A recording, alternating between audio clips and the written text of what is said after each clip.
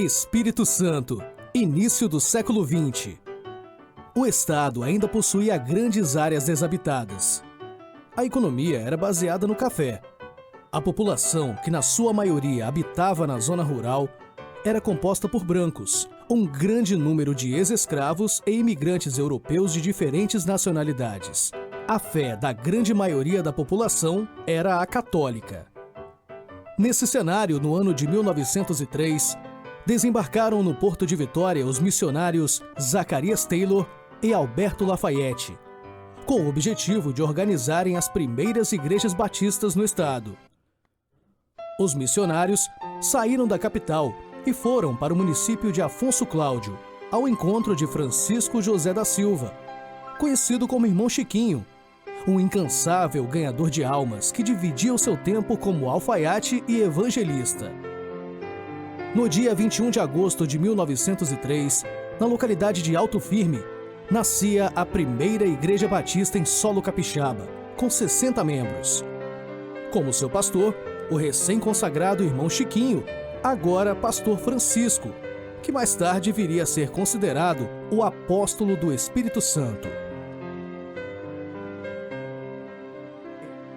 Dr. Zacarias Taylor, Alberto Lafayette e Francisco José da Silva seguiram para organizar dias depois a segunda igreja batista no estado, na localidade de Figueira de Santa Joana, hoje município de Itarana. Ao voltarem à capital, os três missionários organizaram mais uma igreja, com 2 cômodos, chão de terra batida, aproximadamente 15 bancos, uma mesa rústica para servir de púlpito e paredes de estuque. Nascia a primeira igreja batista de Vitória. No ano de 1904, um fato decisivo para o avanço do trabalho batista no estado aconteceria: a chegada do casal de missionários norte-americanos Loren e Alice Reno. A vinda do casal Reno representou o fundamento do trabalho batista no estado, trazendo sistematização, consistência e estruturação às igrejas que nasciam. Mr. Reno assumiu o pastoreio da primeira igreja de Vitória, enquanto o pastor Francisco fora para o campo, agora em tempo integral, evangelizando e implantando igrejas no interior. Conforme crescia o trabalho batista, a perseguição religiosa aumentava. Os cristãos protestantes sofriam atos de violência e viviam à margem da sociedade. Até após a morte, a discriminação existia.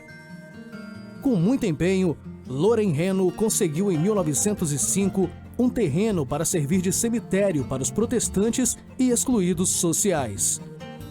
Com seu trabalho, Loren Reno passou a estabelecer boas relações com as autoridades, inclusive eclesiásticas, além de ganhar a simpatia da população. Mas o preconceito era muito grande.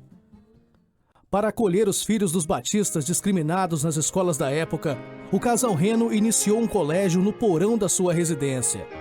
Surgia o Colégio Americano, que passou a receber também filhos das famílias pobres. O Colégio Americano, que tinha esse nome por usar método de ensino americano, passou a formar também missionários e professores.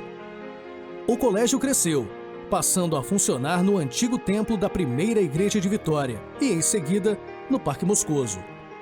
Jovens do interior vieram para a capital para estudarem no seu internato. O Colégio Americano escreveu um belíssimo capítulo na educação capixaba e marcou para sempre a história dos batistas e do nosso estado.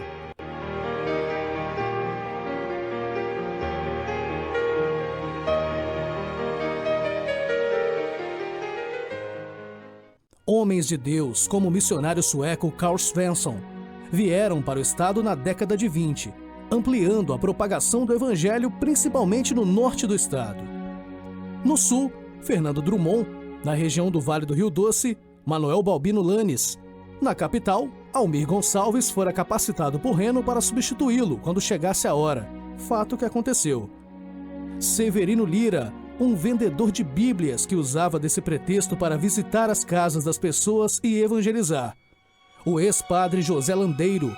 José Lopes, mártires da fé, como Joaquim Davi, espancado até a morte em Itabapuana por afirmar que seguia a Cristo. são apenas alguns dos pioneiros que abriram um caminho para chegarmos até aqui. O casal Loren e Alice Reno deixaram uma base sólida para aqueles que vieram depois deles. Loren Reno descansou no Senhor em 1935 e Alice retornou para sua terra natal. Nas décadas seguintes, o trabalho dos batistas capixabas continuou a crescer. Daquela primeira singela igreja em Alto Firme, floresceram igrejas em todo o estado. À sombra desses gigantes do passado, o Senhor continuou a levantar homens e mulheres de Deus, cheios do Espírito Santo, para levar as boas novas do Evangelho, implantando igrejas e organizando o trabalho denominacional, ação social, ensino teológico, música e educação cristã.